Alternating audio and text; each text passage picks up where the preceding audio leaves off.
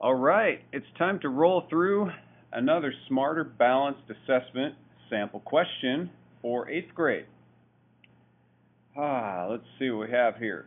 Well, there's the question. Let's see what the problem is. This one's about systems of equations. Okay, let's see here. These are the last two steps of his work. Let's find out what the in-between step is. How did he get here? Maybe that can help us understand the question. Let's use some substitution. Okay. One way to solve a system, especially with two variables, is to substitute. Okay, since y equals this, I'm going to substitute that right there. Okay. 6x plus 3 times this, which that's y, remember, equals 6. That means once we use the distributive property here, 3 times negative 2x is negative 6x, and 3 times 2 is 6. That takes us there. So the in-between step was using substitution. Okay? And then, of course, 6x minus 6x is 0, which gets us there. Okay, so Joe did indeed do the problem correctly. Let's analyze our possible solutions here. X must equal 6. I'm going to use a little test-taking strategy here, just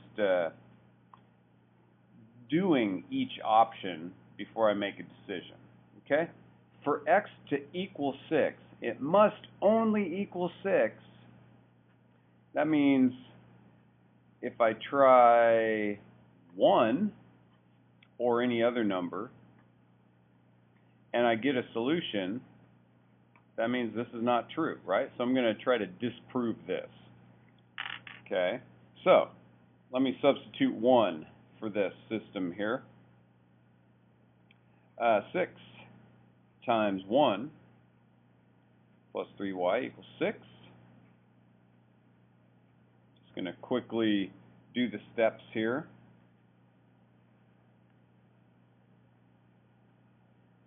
Divide both sides by 3, y equals 0, which means 1 and 0 is a solution.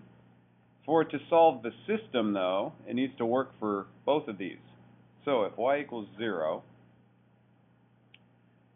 and x equals 1, let's see if this works. It's true, 0 does equal 0, which means this is a solution,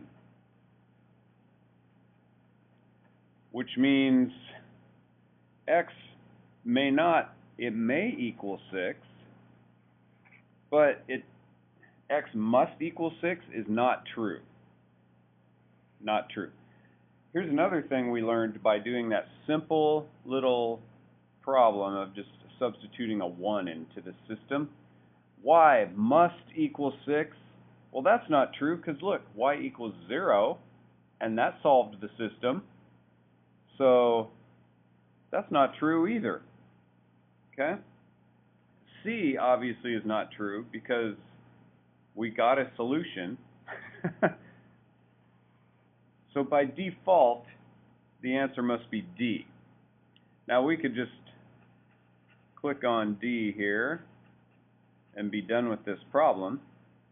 Or we could try to learn something from this that we could apply to other problems in the future. And that's what I always would like you to do.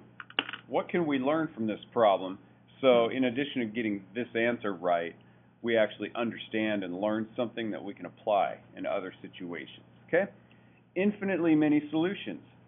Well, if that's true, if this is true, I should be able to try any other number,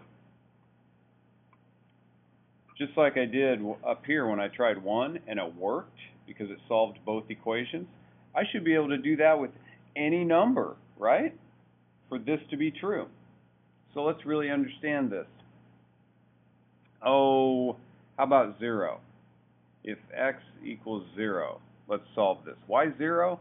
Because it's super easy. And it could help prove or disprove our theory here. 6 times 0 plus 3y equals 6, which means 0 plus 3y equals 6. The zeros just goes away, and divide by 3, y equals 2, which means 0, 2 solves that equation. Let's see, does it also solve this equation? Okay? Coming over here now. I know this is getting messy, but this is the last thing I'll do. Y equals negative 2 times 0 plus 2. That means I'm substituting the 0 in here, okay? Negative 2 times 0 is 0, which means 0, 2 solves both of those, right?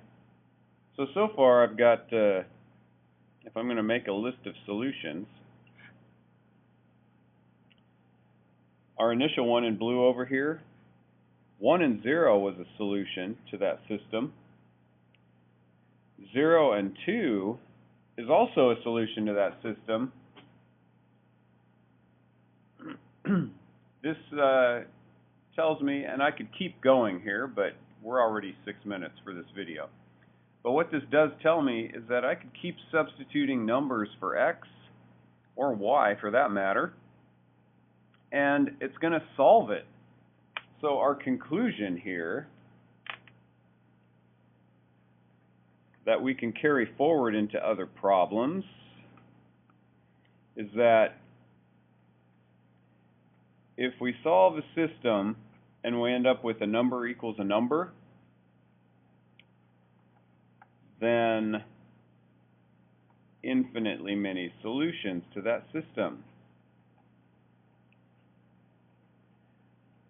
And you now have a way of proving or explaining it, because not all of these test questions are multiple choice. Sometimes you need to explain, and more importantly, to demonstrate you've learned something and have something for the rest of your life, you should be able to explain it or prove it in some way. And that's what we've done here.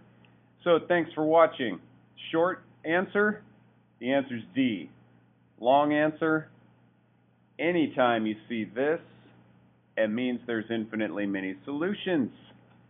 Good luck on that test, and I'll see you later. Thanks for watching.